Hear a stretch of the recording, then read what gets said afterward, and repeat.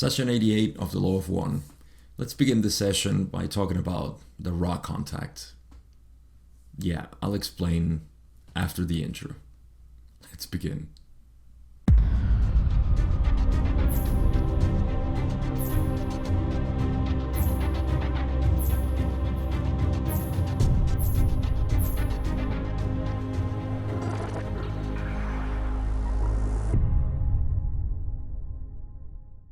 So this session is going to be heavily concentrated in the tarot, but that's going to be after probably half of the session or half of the questions that we have. And so you're going to see that all, if not most, if not all of the questions here are about the raw contacts, and that just means maintenance of the instrument and actually pictures that they had to take or they wanted to take for the book and other details. There's some small talk about crystals, so perhaps that's something of interest, but mostly this episode, this first part, is going to be about loose questions here and there. So we have been learning a lot, so it's okay to take a break and just kind of enjoy some historical facts about this material that we're reading. So, like I said, there's going to be some talk about maintenance, and that always brings about negative entities and everything that is the influence of the raw contact and so on. So, interesting stuff, but nothing of a deep study. That's reserved for part 2 and possibly 3 of this session for me. Because the tarot here starts to get a little bit more heavy, so we'll get to that. But first, let's begin with the first question that I have, which is the usual one from Don, saying, could you first please give me the condition of the instrument? And Ra says, the physical complex energy deficit is considerable at this space-time. There has been also a significant loss of the vital energies. However, these energies are still well within the distortion you may call strength. So, physical energies are tanked. Let's see what Don asks. Of all the things that you have mentioned before for replenishing these energies, physical energies, at this particular space-time, which would be most appropriate for the replenishment or replenishing of both of these energies, vital and physical? Ra says, as you note, there are many factors which contribute to the aiding of the strength distortions and the amelioration of distortion towards weakness in this instrument. We suggest to each that those many things which have been learned be conscientiously applied. We would single out one physical distortion for discussion. The 4th density negative minions which visit your group at this time are energizing a somewhat severe complex of imbalances in the manual appendages of this instrument, and to a lesser extent, those distortions of the thoracic region. We suggest care be taken to refrain from any unnecessary use of these appendages. As this instrument will not appreciate the suggestion, we suggest the appropriate discussion. Okay, so this is all about the energies, Carla, physical, vital, how to replenish them. Don wants to know, of course, how can we do it more efficiently if there is something that we haven't been doing already. And Ra simply says that they basically know. They know what has been working in the past, so continue doing that. We suggest that each that those many things which have been learned be conscientiously applied. So at this point, just keep doing what you do. Don't worry too much. Just keep doing what you do. Go with the flow. And before, they said that there are many factors contributing to the aiding of the strength distortion. So increasing her strength in both energies and ameliorating or pacifying those distortions towards weakness in Carla. And then they talk about one particular physical distortion, which is the 4th density negative minions that had been what's the word that they use? Energizing a somewhat severe complex of imbalances in the hands, manual appendages or hands, and to a lesser extent, the distortions in the thoracic region. Now, I'm just going to give you my idea as to how this works, because usually, I'm going to tell you what I would think if I didn't know any better. I would initially think that there are sort of ghostly negative entities flying around and sort of casting some sort of spell on my hands, right? And causing all of this. Is that what's happening? I don't think so. I think that's just our first sort of childish view of how things work. We all have that. I confess that that's how sometimes I would think of them in the past. That's what I was taught, that there are demons and things that are influencing you and making you do all these things, and so they must be somewhere around me and influencing me somehow, right? So that's the most basic visualization that I have. And Ra is saying, quite correctly, the fourth density negative minions, so you can picture them as you will, which visit your group. They're visiting, right? So it seems like they're approaching the group. At this time are energizing a somewhat severe complex of imbalances in the hands and so on. So, and the back, the thoracic region is the upper part of your spine. Mid upper back. So they're doing something, right? They're causing something. And so how does this work? Well, in my limited understanding and visualization, negative entities are influences, like I have said.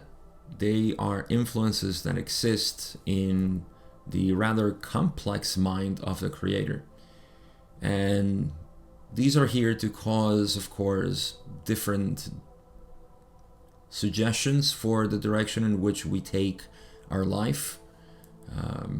And so we perceive them as thoughts, as perceptions.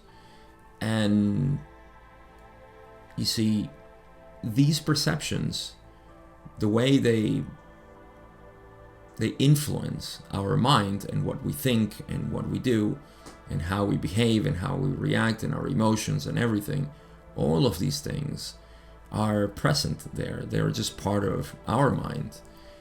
It's not, when I say our mind, I'm not talking about the encapsulated materialistic mind within the brain. I'm talking about the mind as a whole, as a collective, cosmic, everything. So they are part of our mind, of the mind, and they will influence depending on what the interaction of the conscious mind is with the world. So we purify ourselves by taking responsibility for everything that we experience and say, this is me.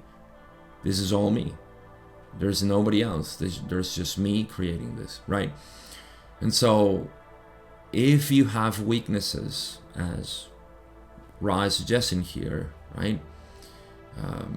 Any of these weaknesses or distortions, they don't have to be weaknesses, but we say the word weakness as a sort of reference for the work that the negative entity is doing. It's taking advantage of a weakness. But a distortion, I think it's a better word, like Ra uses it. A distortion is an inclination, a bias, tendency to see things or do things in a particular way. So these tendencies can be strengthened, or what do they use? Energized. These tendencies can be energized. They could be mental, they could be physical.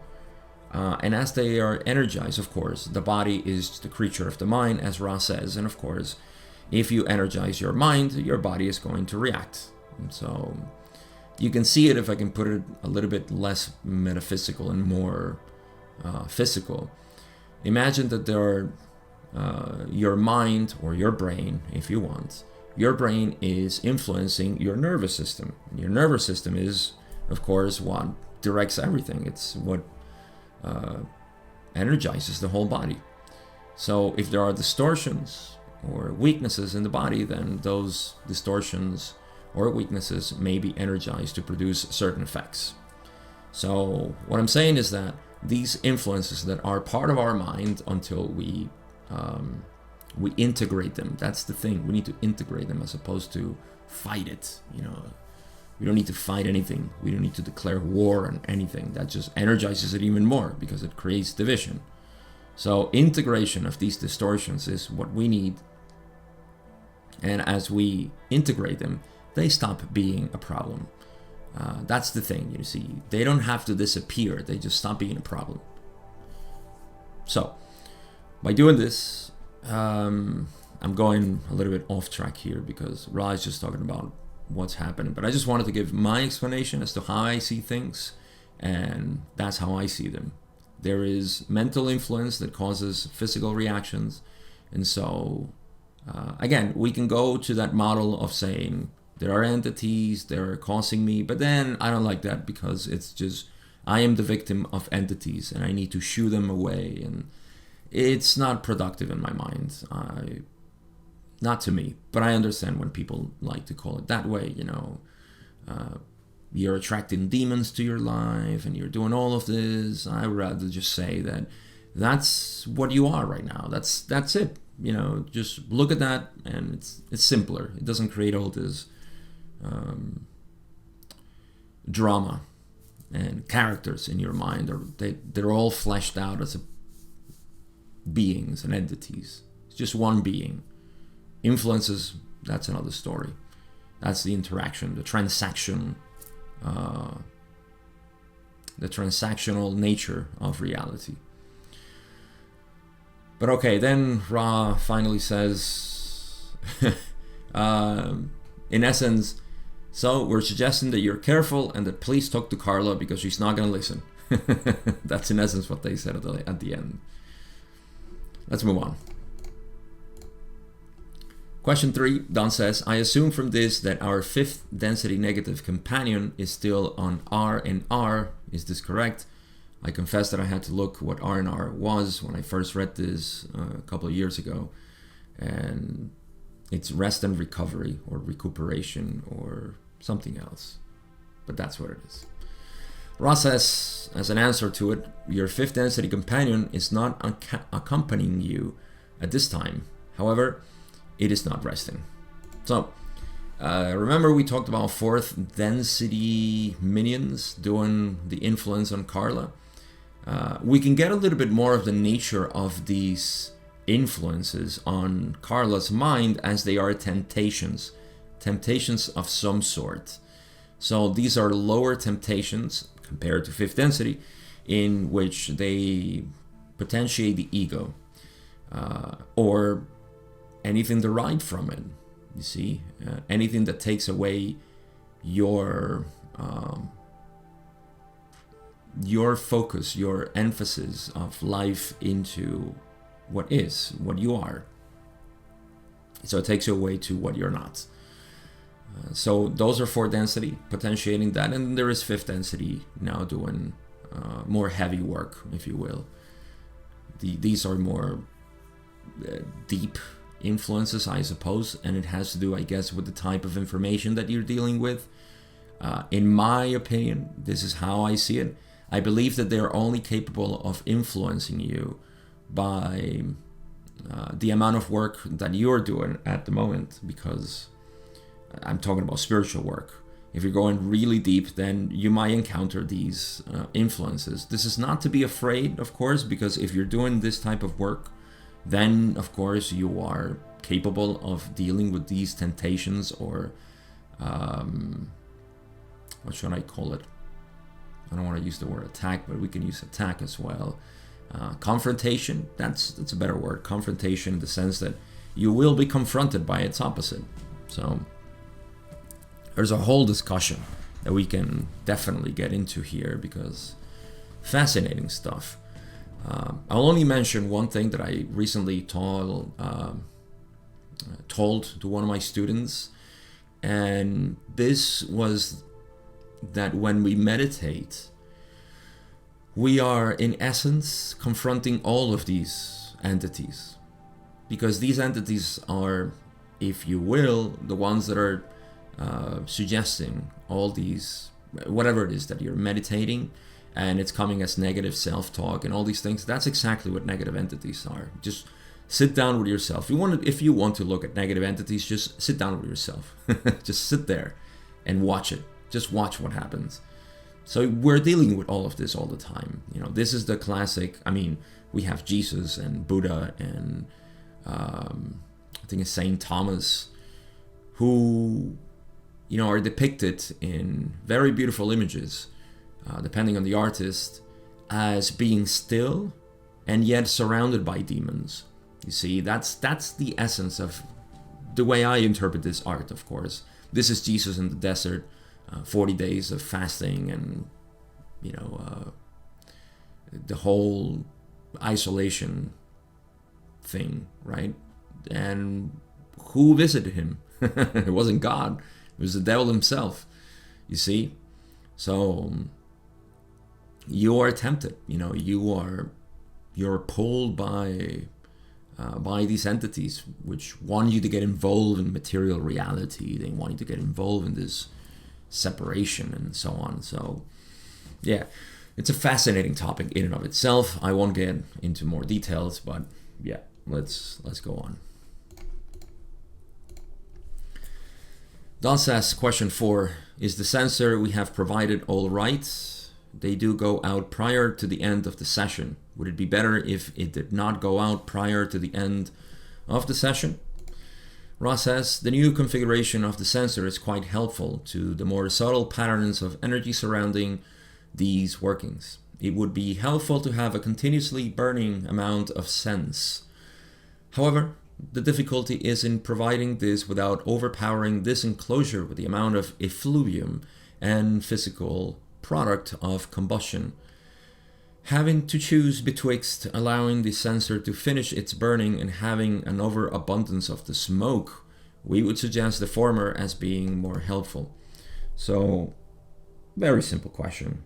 They're burning incense, and that, it's causing a sort of harmony in the environment, in the whole room, which I can picture it being so in balance.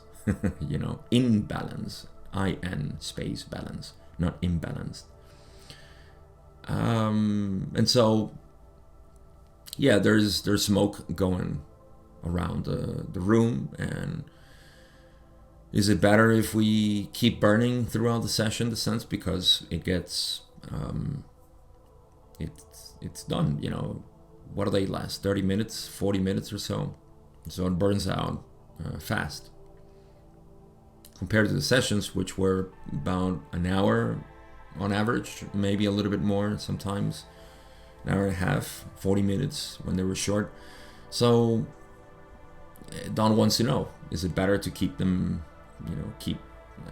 I guess, buy better or other incense that you can burn for longer? And Ross says, in essence, we don't want, or it's more detrimental to have so much smoke, because it would be overpowering for the room. So, yeah, having to choose between overpowering the room or allowing the incense to, stop. It's probably better to let it stop, and it would be fine. Yeah, that makes sense to me. You don't want an overpowering smell in the room, which is too much and starts causing, breathing problems. No, just enough. That's it. I like it. Let's move on to the next question.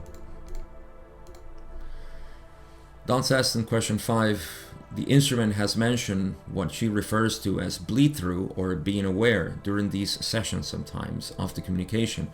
Would you comment on this? It's pretty interesting here. Ra says, we have the mind-body-spirit complex of the instrument with us. As this entity begins to awaken from the metaphorical crib of experiencing light and activity in our density, It is beginning to be aware of the movement of thoughts. It does not grasp these thoughts any more than your third density infant may grasp the first words it perceives. The experience should be expected to continue and is an appropriate outgrowth of the nature of these workings and of the method by which this instrument has made itself available to our words. Okay, so here we have, again, I think this is the third time we talk about what happened to Carla, or the sense of Carla being a human or somebody during the sessions, because these were unconscious channeling, meaning that Carla was unconscious, she wasn't there. She didn't recall anything. But at this point, apparently, I don't know, Carla didn't comment on this in the commentary, beginning session 88. There is a commentary here, by the way. If you know, book 5 has, I think it's around 40 or 50 sessions where there is commentary, but they're only commentary because they excluded some questions that were personal. We're going to get into some right after question 6, I think. So, yeah, just to give you a little bit more of knowledge if you didn't know this. So book 5 was, there is commentary only on the sessions that they excluded questions. Why? Because book 5 was the release of those questions that they didn't cover. And when they released them, then they made some commentary. So if they were talking about, for example, the infamous session 8, where there was talk about the secret government and the UFOs that they have been building and so on, they made commentaries there. So they talked about, oh, well, these questions were excluded because we didn't want this, and the government was tapping on our phones and so on. So, you know, classic things that they did in the past. They don't do it anymore, right? They don't need to tap phones anymore. Google knows everything. Hello, Google. See, even my phone will react to that. So, okay, these commentaries are present only in those sessions. And in this session, there are some excluded questions that talk about crystal, which is kind of interesting too. I don't know why would they exclude these, but I kind of like them. They are there's something important, especially in this age where everybody has crystals now. So you gotta take care of those crystals, my friend.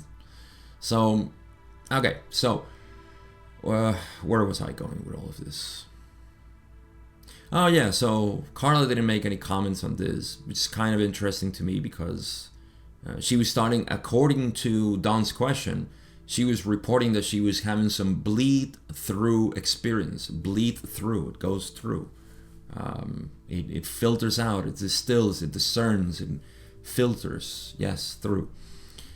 Some of the experiences that she was having while unconscious. So she was having some recollection of what was happening throughout the session. So, what's happening to her mind, or mind-body-spirit complex, is that, remember, she was taking to 6th density. So the mind-body-spirit complex as it wasn't wandering. It was taken to 6th density with Ra. She was being taken care of. I love it that they use the word crib, and they say metaphorical crib of experiencing light and activity. It's a mind-body-spirit complex of 3rd density being held in 6th density. It's just so beautiful. Being held there for just to take care of her. They were their nannies at that point. Oh, it's so cute. I love it. So after a while, she was beginning to become aware of the movement of thoughts. See, I love that they don't talk about space and the sun and all this. It's just thought. There is mind and there's thought.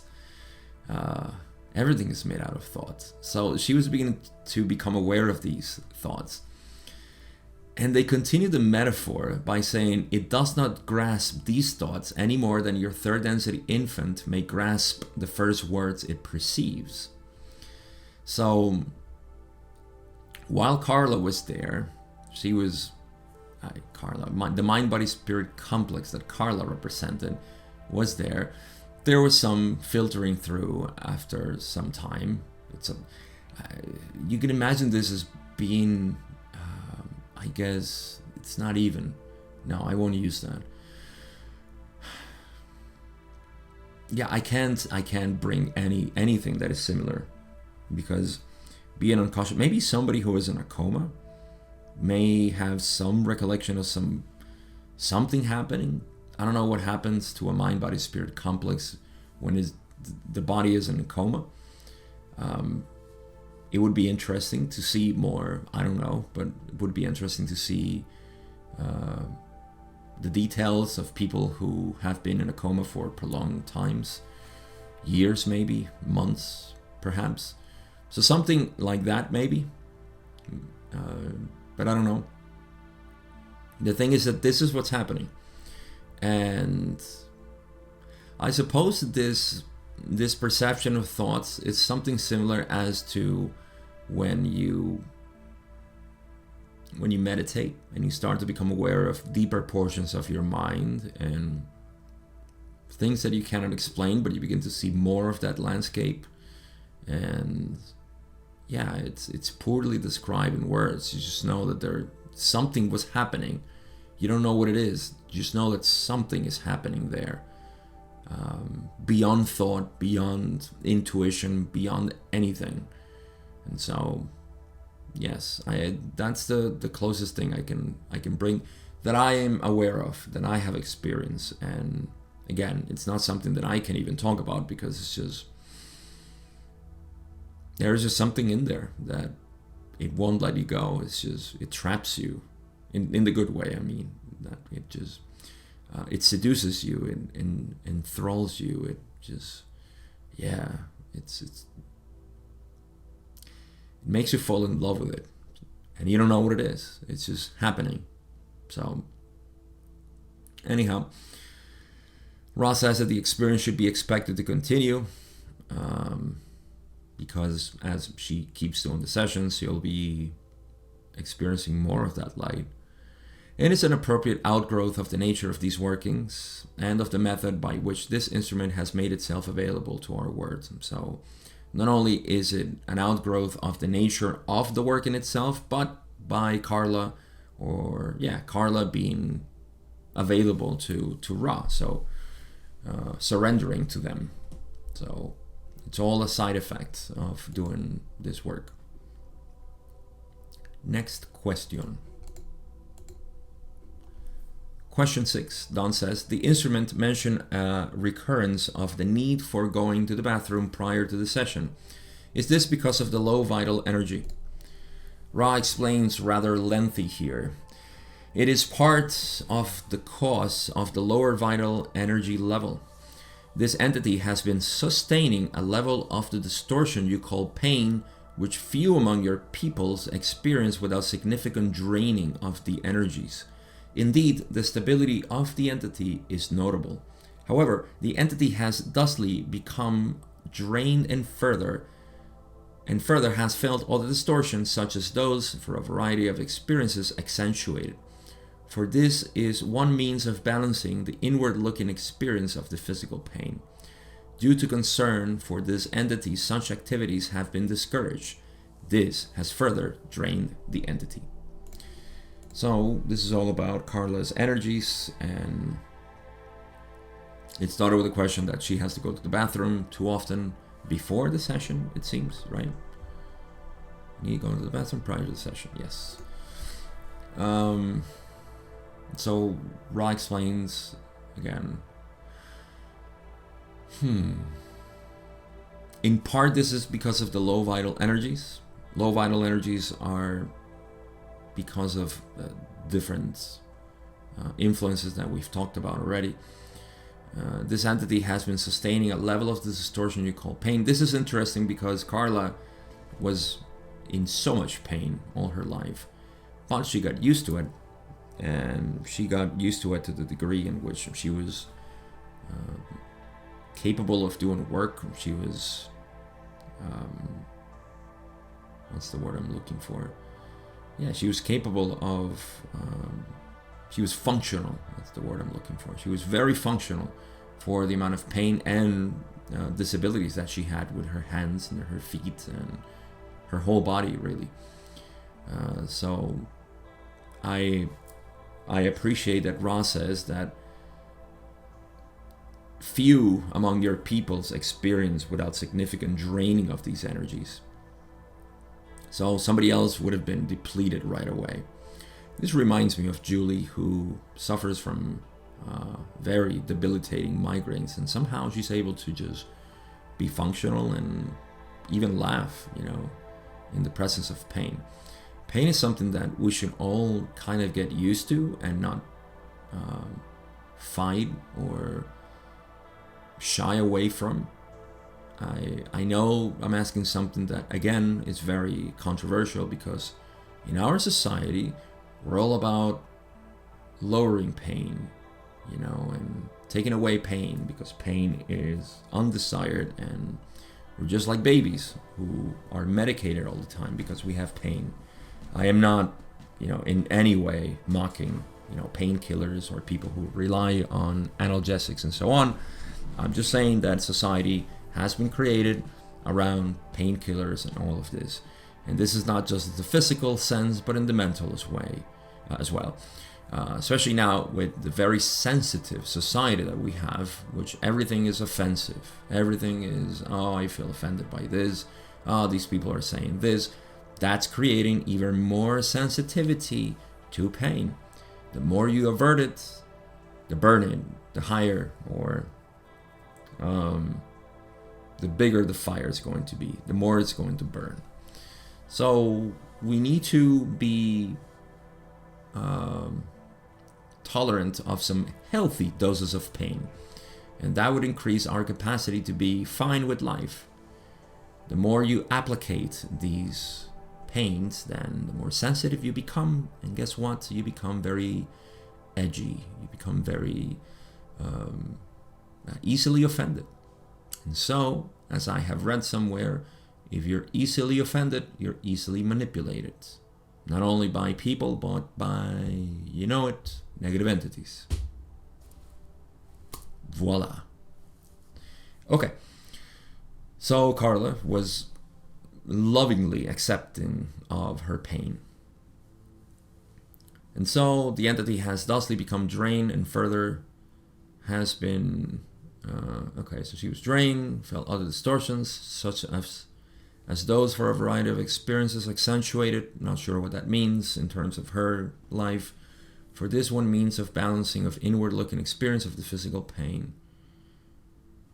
Such activities have been discouraged. Due to concern for this entity, such activities have been discouraged. Oh, okay. So now this is actually very important. Let me reread it, because there is a beautiful, brilliant golden nugget here. The entity has thusly become drained and further has felt other distortions, such as those for a variety of experiences accentuated. Those I don't know. For this is one means of balancing the inward-looking experience of the physical pain. One means of balancing the inward-looking experience of the physical pain. That sounds to be like going into your pain, as opposed to fighting away or distracting yourself or moving away from the pain. Inward-looking experience of the physical pain. It's a balancing method. I like it. But apparently, due to concern for Carla, such activities have been discouraged, and this has further drained Carla.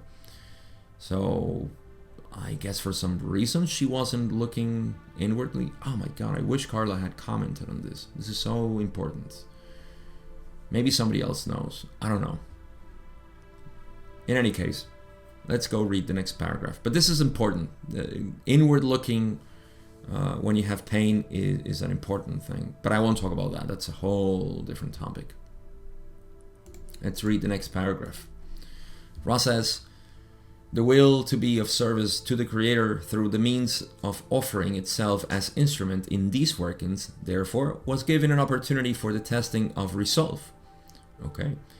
This entity used some vital energy to fuel and replenish the will. No physical energy has been used by the instrument, but the vital energies were tapped so that this entity might have the opportunity to once again consciously choose to serve the one infinite Creator. So I guess we're explaining here the nature of the draining of the vital energies in Carla, and it seems that despite all of the things that we talked about before, her pain, the draining of physical energy and vital energies because of this and so on, she still had this dedication, this devotion to serve the Creator through the means of being an instrument for this contact. And so she used some vital energy to fuel and replenish the will. So this is what she used basically to do the session. No physical energy has been used, but the vital energies were tapped so that she would have the opportunity to again serve the one infinite Creator through the contact with Ra. Period. That's it. That does it for me. I hope it did for you. I know it sounds complicated, but I guess you just have to follow all the terms and what's happening and why Carla wanted to do this and how she did it and what was her condition, physical and vital, and limitations and so on. All part of this story. Let's go to question 7. Question 7, Don says, is the small crystal that the instrument uses upon her during the session of any... Yeah, I read that terribly. Is the small crystal that the instrument uses upon her during the session of any benefit or detriment? These are the questions, 3 questions from book 5 that were excluded in the original books. Ra says, this crystal is beneficial as long as he who has charged it is functioning in a positively oriented manner. I'll go through them and then I'll talk about it. Don says, who charged the crystal? Ra says, the crystal was charged for use by this instrument by the one known as Neil. Some friend, I suppose.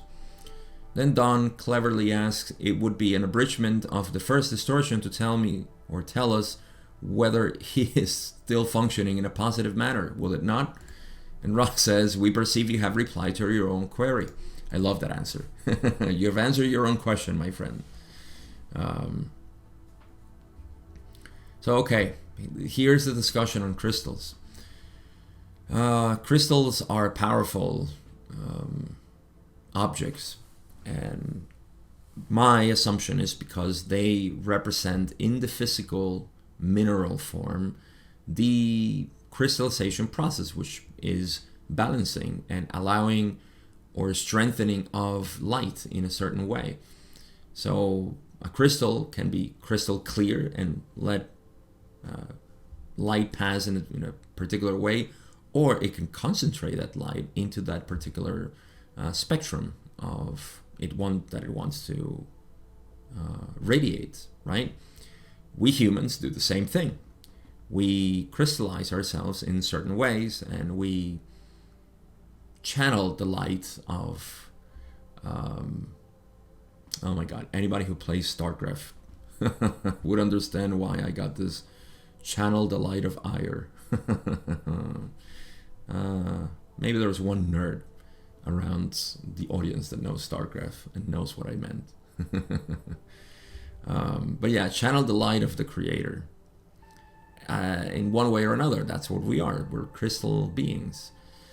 But in any case, when you get a crystal from somebody, that person, now you're going to be all freaked out, right? You're going to be thinking, oh my God, all the crystals that I have and people have given me, do they have good intentions? Are they acting in a negative way? Well, relax. It's not as bad as it sounds. It does say, Ra does say, that in the previous question, yeah. The first one, the crystal is beneficial as long as the one who charged it and gave it to Carla is functioning in a positively oriented manner. So there you go. Who gave you the crystal? Was it your ex? Oh my God, what are you gonna do with that crystal now? Well, I don't know. Yeah, you can still purify your crystals. I think Carla did say this in the commentary, because I read it at the beginning of the session, that you can sit, with your crystal and charge it yourself, and yeah, you can make it your own. So don't flip out. Don't call your ex and tell him, "Are you still positive?" I can joke about this all day. It's funny. It really is. I know you're laughing. At least you're smiling, or at the very least there is a little bit of extra air blowing out of your nostrils in sign of amusement. All right. So yes, that's crystals. So they are they're charged. They have the energy of the person, but you can make it your own. And of course, the environment in which they are, they capture that. So again, that's just my way of saying it. Carla said it too, but Ra did mention that. Yeah, as long as the crystal was charged by somebody still acting positively, then it's okay. Let's move to the final questions we have here before we get into the tarot. Don says, question 10. Our publisher requests pictures for the book. The Law of One, that's the title of the book, if you didn't know. That is going to press at this time. My God, I can read this better, I promise. Our publisher requests pictures for the book, The Law of One, that is going to press at this time. Would you comment on the advisability, benefit or detriment, magical or otherwise, of us using pictures of this particular setup, the instrument and the appurtenances in the book? So at this point, I guess they were publishing the first book or the first books, I'm not sure, but Don says for the book, singular. So yeah, Ra, can we take pictures? Ra says, the practical advisability of such a project is completely a product of your discrimination. There are magical considerations. Firstly, if pictures be taken of a working, the visual image must needs be that which is. That is, it is well for you to photograph only an actual working and no sham or substitution for any material. There shall be no distortion, which this group can avoid any more than we would wish distortions in our words. And since I feel frisky talking about this, so no sham in the pictures, no substitution of any material. Take the pictures as they are. So what happens to those pictures on Instagram that we take, with ourselves so happy in a very beautiful setting in the background, and then it's not it's not true. I'm saying this because there's this long view of Instagram influencers who live a very miserable life. They're very depressed, but they have built their image based on looking happy in different places all around the world and so on. And so it's a kind of sad depiction of how our society has grown into facades, into showing people, oh, this is who I am. We all have been somewhat touched by this, whether in our own life experience or somebody else who is close to us, or just simply that which doesn't seem to be legit, right? And isn't that what we're trying to move away from? That which is not. That's why Ross says, and I love it because this is the positive way of looking at things: genuine, spontaneous, real, right? Pictures to be taken in a working with the visual image must needs be that which is, the way it is. So how would that look for the influencers on Instagram, or even YouTubers, anybody who has become, actors and so on? It's kind of sad that there is so much sadness, darkness in these people, and they still have to put up this act just to conform with whatever they created. And there's so much compassionate love for the people who actually come down and say, I've been living a miserable life, and suddenly, like light starts shining on them. It's beautiful. So, okay, Ra is simply saying, if you're going to take pictures of this, please take it as it is. No distortions, which this group can avoid any more than we would wish distortions in our words. That's pretty serious. I mean, Ra has a very heavy language here, and the way they talk is very as pure as possible. I'm not going to say pure. It's impossible. But as pure as possible. So the pictures must reflect that. What else did they say about the pictures? Secondly, it is inadvisable to photograph the instrument or any portion of the working room while the instrument is in trance. This is a narrowband contact, and we wish to keep electrical and electromagnetic energies constant when their presence is necessary and not present at all otherwise. So that's a pretty delicate metaphysical consideration there. When she was in trance, this could disrupt something. We don't know what it could happen. I don't know. I don't dare to speculate, but something unpleasant may happen if this, I'm assuming, or something that may cause a big distortion, whether that be in the channeling or in Carla's mind, body, I don't know. But it is inadvisable, as Ra says. So, again, these were all directions for how to take the pictures. I feel, I haven't listened to this, and I won't listen to it now, but I think Don kind of interrupted Ra here, because in the next question, he says, this is question 11. He says, I'm sorry, go ahead. If you meant to continue, continue. If not, I'll ask a question. And so Ra finishes and says, we wish to state, thirdly, that once the instrument is aware that the picture taking will be performed, picture taking, you're gonna love Ra. So when she's aware that the picture taking will be performed, that during the entire picture taking, whether before or after the working, the instrument be required to continuously respond to speech, thus assuring that no trance is imminent. I'm sorry, I'm feeling funny right now. But picture taking sounds like something an elder person would say about technology. The color box or something like that. It's unfunny. Ra, you rascal. Rascal. Get it? All right, I gotta dial down my comedian side. I know you'd like it, but I gotta maintain some sort of posture here. It's gonna be of my reputation. I don't care. I really don't. All right, so yeah, this is another important thing, I guess. While she was, because everything had to be legitimate and genuine. Carla had to be. It's not like, oh, let's fake that we're going to do a session. No, let's do it and take pictures while we're doing it.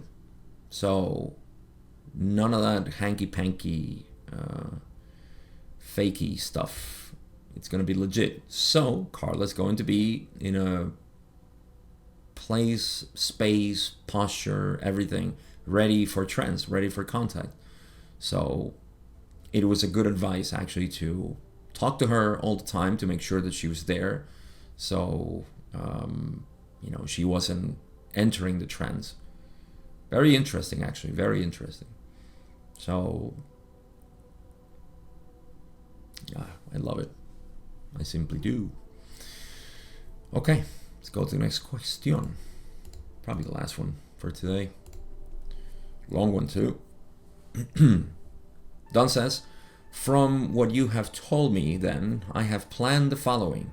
We will, after a session is complete and the instrument has been awakened, before moving the instrument, have the instrument continually talk to us while I take pictures of the configuration the instrument is in at this time. In addition to this, I will take some other pictures of the instrument in the other room, and probably ourselves too, just for additional pictures of us as requested by the publisher. Is this optimal, or one of the optimal fillings of this requirement? Ra says, yes. We ask that any photographs tell the truth, that they be dated and shine with a clarity so that there is no shadow of any but genuine expression which may be offered to those which seek truth. We come as humble messengers of the law of one, desiring to decrease distortions. We ask that you, who have been our friends, work with any considerations such as above discussed, not with the thought of quickly removing an unimportant detail, but as in always regard such as another opportunity to, as the adept must, be yourselves and offer that which is in and with you without pretense of any kind. I have to confess that as I read this, I am being taught by Ra. This is beautiful. I honestly, it may sound strange that out of all the questions that we have in this material, 8812 is so impactful.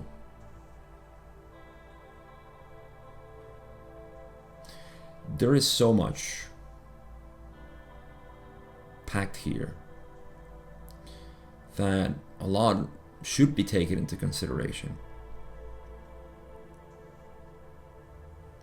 Honestly.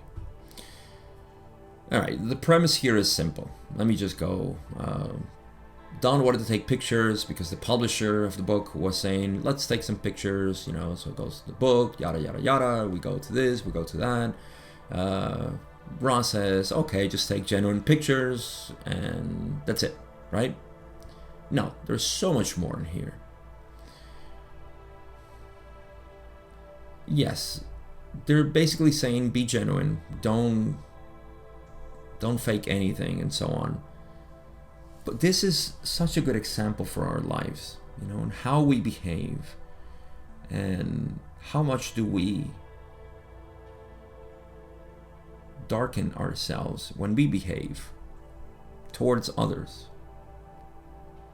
How many things do we repress? How many things do we not tell truth? Or that we simply keep in the shadows of ourselves? See?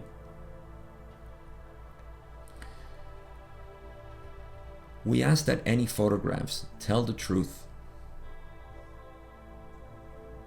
That they be dated, okay, that's fine, and shine with a clarity so that there is no shadow of any but genuine expression which may be offered to those which seek truth. This is an expression, so this is communication. Right speech, we would say in Buddhism, or right action as well, right? Because this is the expression of you as you are, that which is.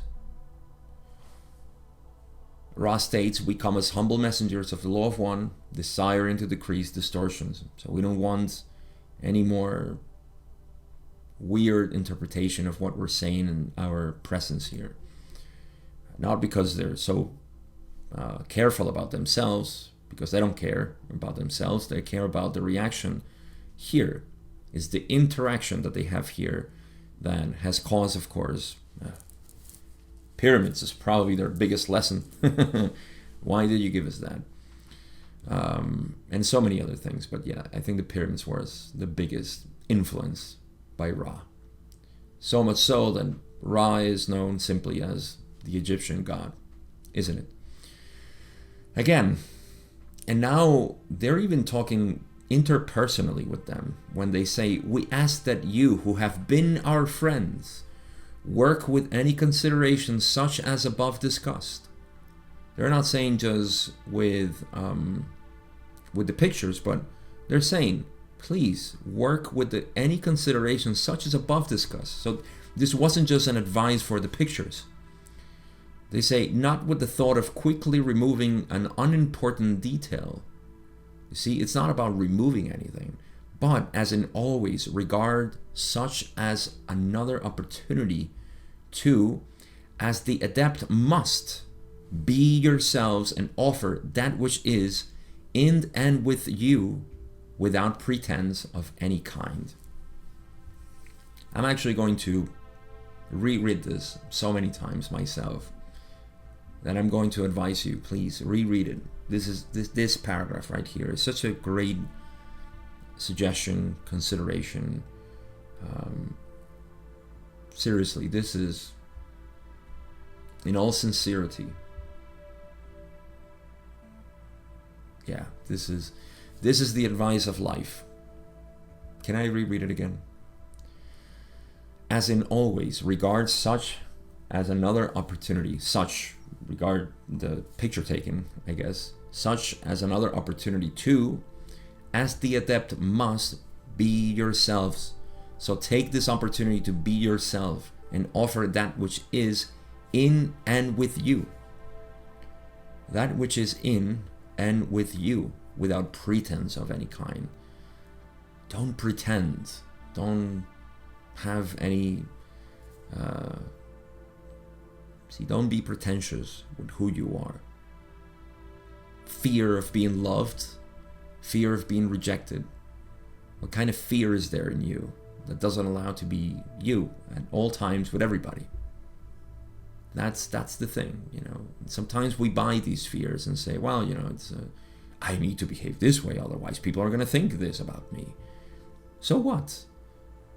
I mean, as long as you're not hurting anybody, and but if you feel that, oh, I'm going to look like a fool, well, you are a fool. We're going to get into the tarot and we're going to talk about the fool. You are the fool. You're everything. And the fool is the most important card to me, my favorite one. Because it is, you know, life is not serious. It's about being foolish. Not foolish in the sense that we have gotten this word as, you know, oh, you're ignorant fool. No, just foolish as children are, you know, or as senile people are. You know, we kind of love them for that, fool. Pets are foolish, dogs especially, cats as well. But yeah, you know, that's it. That's what we love. It's when we get into the structure of being, you know, I gotta be this person, you know, I gotta be this title, and I must. No, you don't. So yeah, there's so much here, and just being you. Great bridge to say the word conclusions. I'm just going to make a bridge, like I said, to this as, see, let's put everything aside, everything. Negative entities, higher densities, Ra, Christ, Buddha, whatever. Let's put all of that aside. The most incredible advice, which I see here in this paragraph, most incredible advice is be spontaneous. You see, even that it's not possible. You cannot be spontaneous. Being is spontaneous in and of itself. That's it. Allow yourself to be spontaneous. Allow yourself to be the way you're supposed to be.